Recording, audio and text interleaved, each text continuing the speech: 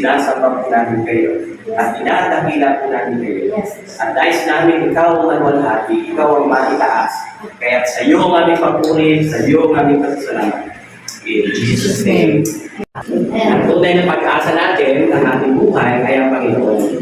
At dahil doon, yung faith natin, sabi nga natin Sunday, lumalakas. Pag alam mo at kilala mo kung sino yung pag-asa, at kilala mo kung sino ang pag-asa mo, lalakas ang pananampalataya. Kaya pag alam mo na mayroong gosiglan ang Diyos sa iyo,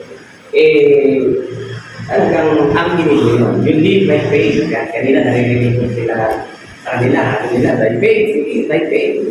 Talagang basta nilalagay ng Lord sa heart mo, tuloy mo, by faith talaga. Iyan natin. Sinili. Pero ang sinasabi natin, talagang by faith ang Lord ang nagtutuloy. Amen. Ang prinsipyo lagi na tinuturo ni Bishop, pag galing sa Diyos, tutuloy-tuloy yan. Tutuloy-tuloy. Kaya, kagaya na nangyari sa atin, sinimulan din itayo yan, yung building natin, pandemic, at maraming tutol, maraming ayaw. Alam mo ng pandemic, saka tayo magtatayo. Kung isipin mo naman, tama naman, ba? Kasi nangangailangan ng mga tao, ng pagkain, ng kaya na isabi ni Lord ano gagawin natin? Hindi naman tayo mamimilit. Hindi naman natin pipilitin yung tao. Kung sino lang yung gusto na sumuporta, hindi tayo mamimilit. At nagsimula, nagkaroon tayo ng mga hagay member community. Kasi nila, siguro wala pang 20 tao. Pero kalaunan, dumami na rin hanggang ngayon. Mula noon hanggang ngayon, tuloy-tuloy sila na nagbibigay, sumusuporta sa ating meeting. Kaya yung meeting naman natin, linggo-linggo, maraming bigay. So naalala ko ito, nung pinikwento ni Auntie Mirna, yung bawat hinihiling nila sa Panginoon, at binigay ng Panginoon, so may kaya talapahan natin ang so we live by faith, not by sight. Namumuhay tayo batay sa pananampalataya at hindi sa ating nakikita sa pananampalataya. Dahil kilala natin kung sino ang Diyos natin, ang pag-asa natin, walang iba, kundi ang Panginoon. Tayo tayo lahat at tayo po'y lumasit sa Panginoon at i-bless po. Halimbawa, ako, sabihin ko, sa pangalan ni Jesus, ang wish ko, maging masaya, matitira dito. Yung parang birthday wish. Birthday wish. Tapos saka natin, seseliwan sa panalangin yung mga binitawan natin. Okay, sige, sino una? Mamaya na yung mag-asawa. So, tayo muna. Nanay, kayo po, anong wish nyo para dito? O kaya para sa mag-asawa? Maganda ang upa dito na mas para marawin din namin makaasa sa amin. Amen. Magkakagis. Sabay-sabay tayo magkakagis. Yung healthy, malay sa anong kuri ng mga kapanuan, karamdaman, at mga kuri, ano sa may alit. Hindi ano sa mga kapanuan.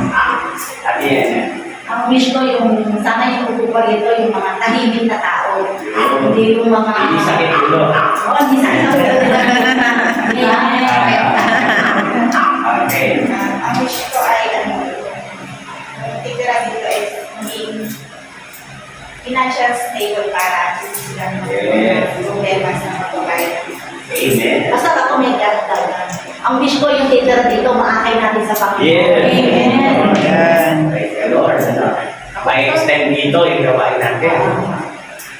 Ang wish ko po ay hindi lang yung titira. Madadagdagan pa.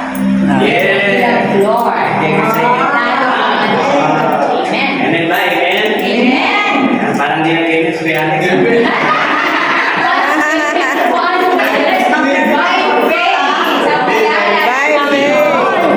Naunahan mo ako. Same wish. Anay, wish mo. Same mo kay ano. Same wish. Nabubuhay ako. Sige po.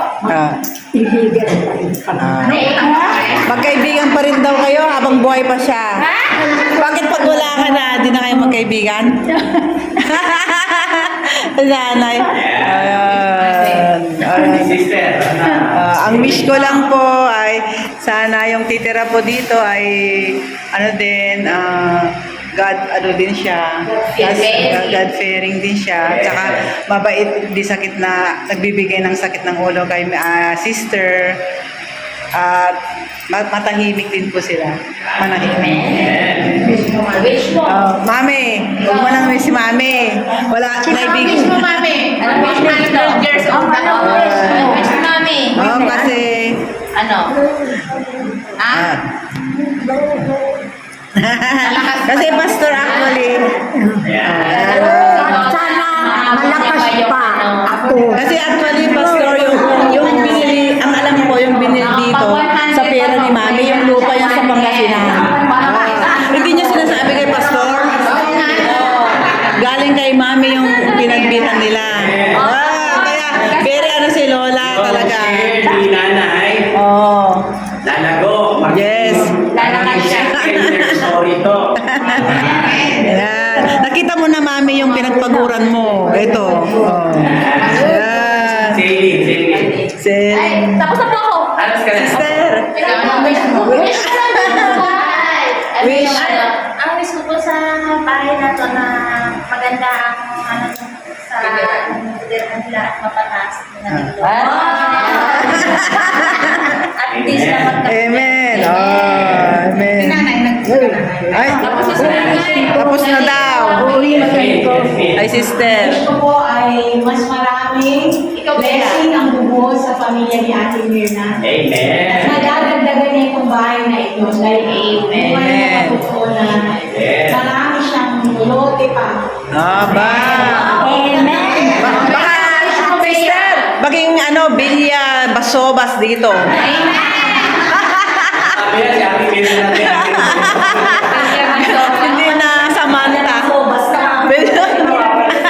Joke lang, joke lang, pastor. Pastor Hasmin, si Bea wish niya. Ang wish mo, this bahay na to. Para ka sa Melna. Dali na. Palagi siya. Safe. Okay, magkasama na pakinggan natin si Alex. Mga wish po ninyo In Jesus' name we declare. wish ko rin po, kung ano po yung wish niyo po. Yes. Amen. Si Alex. Sa akin po ang wish ko po ay lagi si Lord po sana yung lagi mamuna po sa bahay ko. Amen. Ang ni Lord yun po matipasusunod. Amen. Ako ay declare mapagyagihin na tayo. Amen. Okay. Bago natin ito ihagis, ito ay simbolo ng pagkilala natin na sa Diyos ng gagaling ang biyaya at pagpapala. Kaya pag hinagis natin, babagsak ito. At bilang gesture naman, pag-explain natin ang blessing ni Lord, pagmumuno tayo. Amen. Hindi para itago sa bayan kung ipang maswerte yung ibabalik natin kaya yun. Hindi, joke lang. So, bilang gesture, Taas mo na lang. tayo rin Mamaya. ay pagpapalain ng Panginoon, kaya mamumuno tayo ng blessing. Wala lang tumakan. Okay, na natin sa puso natin. Okay, Panginoon, Okay. namin pong mga pinahayag ng mga wishes namin ay papangyahin niyo po, Panginoon. We ask for your special blessing, protection sa bahay na ito, Panginoon, at ang bahay na ito ay magiging channel of blessing sa pamilya ni Mirna, ni Alex, at maging sa mga titira dito. Yes. Salamat po. Sinesenyohan namin ito sa pangyarihan ng Panginoong Jesus at ng Banal na Espiritu Santo. Amen. Amen. Di ba doon? Di ba doon? Di ba doon? Blessing. Yes. Amen. 1, 2, 3. Yes. Nagis mo, Lola. Nagis mo. Pwede yung siguro. Huwag ka na mamulot, Lola. Baka maulog ka pa. Doon ka na, Lola. Maupo ka na dyan. Oh. Ay, ibigay ko. Sa kabila ka. Ay, sa kabila. Hinati na. Hinati na? Hinati na? Sis, hinati? Hinati yung... Oo, oo. Sa ano mo to sa tatay nanay? Kanina to ah. Pag nagbakasyon. Kaso, pag nagbakasyon. Oo, hindi naman ito pulupan. Doon, din sa lamesa. Kaya sabi ko. Yan sis, pasok na kayo. Video kayo. Pwede yan. Ano te? Kaya mo pong makbang yan? Kaya mo pong humakbang? Ayan, ang ilaw natin. Ang kandila. Meron, ayun ako. Ang kandila na ito ay simbolo ng liwanag at hinihiling natin sa Panginoon ang lugar na ito, ang kwarto na ito ay pagharian ng liwanag mula sa Panginoon. Let's pray. Ang manaming Diyos ng kaliwanagan, amin din pong hinihiling ng liwanag mula sa iyong langit ang maghahari sa kwarto na ito, sa lugar na ito. Hinihiling namin ang kaliwanagan ang maghahari dito at maging sa puso ng mga titira po dito. Pray Lord for your special protection at walang anumang gawa ng kaaway, walang anumang kapangyarihan mula sa kadiliman ang maaaring makialam at maaaring pumasok dito sa lugar na ito. Siniselyohan namin ang banal na dugo ng aming Panginoong Yesus sa lugar na ito, maging ang kabuuan ng bahay na ito, siniselyohan namin ang banal na dugo ng aming Panginoong Yesus. At ang buong liwanag ng aming Panginoong Yesus sa maghahari dito. Pagpapalain niyo po ang bahagi ito at si nanay at kung sino man ang titira dito ay pagpapalain. Salamat po sa namin ito pinagkakatiwala in Jesus' name. Amen. Amen. Praise Diyos kung paanong hiniling namin ang mga pagbuhos ng masagana mong biyaya para sa pamilya ni Kuya Alex ay gayon din ang gawin mo sa bahagi na ito.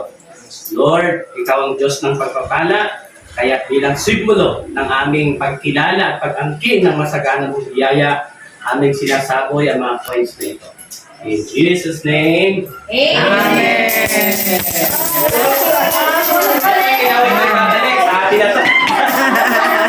Kung paano sila nagtiwala sa iyo by faith, ay tinutugon mo ang kanilang prayer. Yes. At kami po ay nagpapasalamat sa isi-share niya sa amin mga pagkain na ito. Gawin mo itong kalakasan namin at magiging daluyan ng pagpapala sa iyo. At salamat po sa presence ng bawat isa. Yes. Dahil mo po ito ng siksik, kaibigan sa mga araw Yes. sa pamilya kasi. Yes. Salamat po sa pangalan ni Jesus. Amen. Amen.